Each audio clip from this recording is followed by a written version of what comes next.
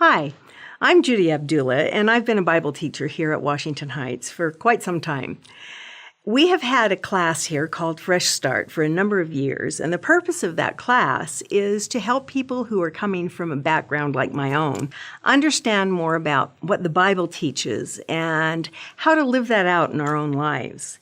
This is a 19-week course, and we have recorded it at various times over the years, and those recordings are on video format and MP3 format on the church website.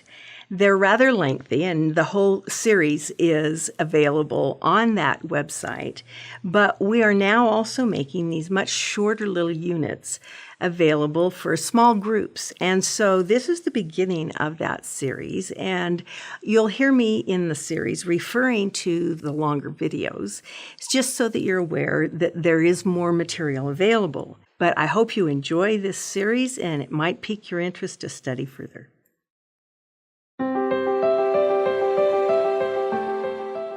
Have you ever studied the Bible? Have you ever considered it? You know, when I first was challenged to study the Bible, it was not even in my radar because I didn't think there was anything worthwhile in the Bible. I thought it was a collection of cultural myths and stories that had been gathered over a lot of generations to kind of prop up the Jewish culture and maybe hold up Christianity.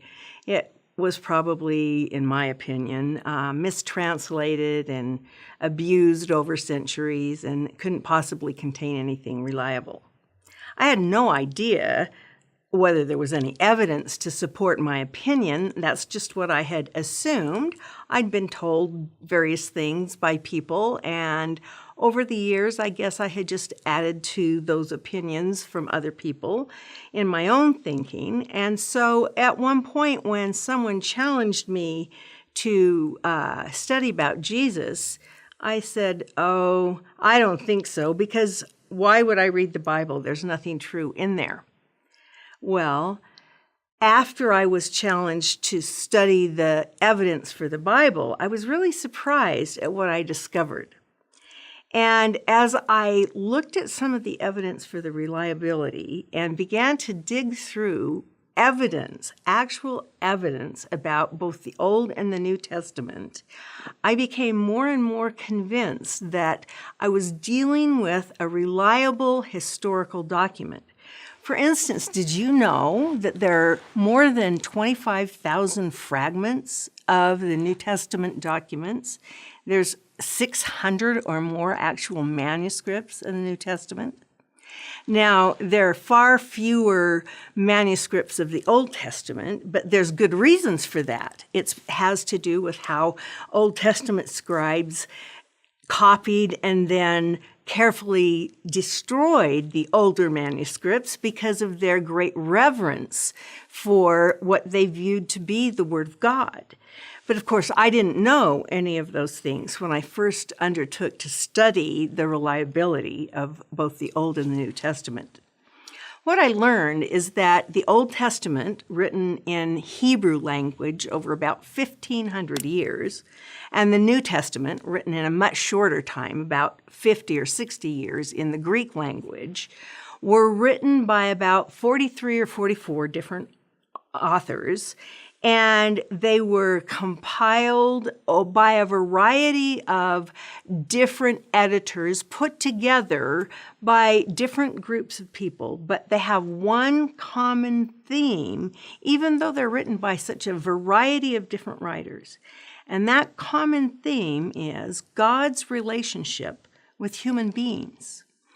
And in the Old Testament, as well as the New Testament, even though Jesus is not mentioned specifically by name in the Old Testament, he is the central focus of both the Old and the New Testament, in prophecy in the Old Testament and in eyewitness testimony in the New Testament.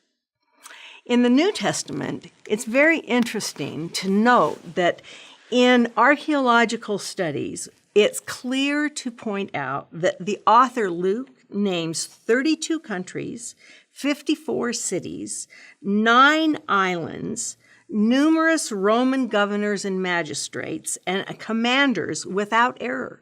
They can clearly be demonstrated to be historical entities and actual places.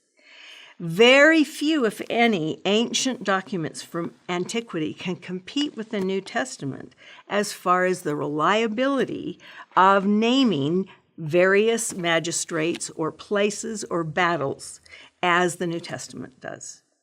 Now, the Old Testament is also rich in evidence that can be archaeologically proven as the Old Testament. Now, this doesn't mean that the things recorded therein are true. Those are different questions altogether, and they have to do with exploring not only through the eyes of faith, but also as you explore through the written narratives of the writers there. For instance, the writers in the New Testament claim to be eyewitnesses of the events that they record. And the records that they recorded were in circulation in a very short time in comparison to the events that are recorded. Now, that's important because when they were circulated, they were available as other people were still living who could easily have refuted the historical reliability of the accounts that were recorded in their writings. That means that, for instance, if their accounts of the crucifixion or the resurrection were conflated or made up, there would be plenty of people who could have refuted those accounts, coming forward to say, no, those are not at all events that happened in that time period. Now, when the Dead Sea Scrolls were found some decades ago, they gave us a new historical glimpse at the accuracy of the methods that the Jewish scholars had used for centuries in copying Old Testament records until the Dead Sea Scrolls were discovered beginning in 1947. The oldest documents that we had to support the Old Testament came from the 8th and 9th century AD.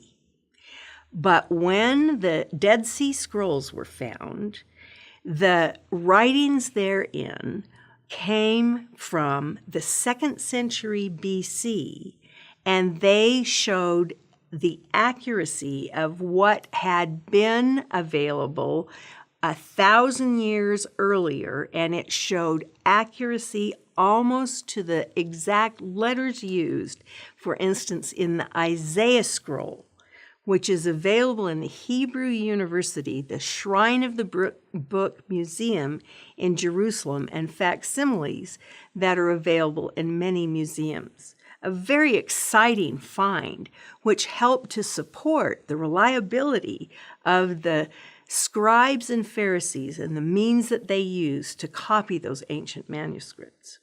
There are so many other evidences. I would really urge you to look at some of the various writings by people like Josh McDowell and Lee Strobel, who explore more about the things that can support and bolster your understanding of where the Bible came. Because after all, if you're going to base your beliefs on the things written in the Bible, you really ought to know where it came from, don't you think?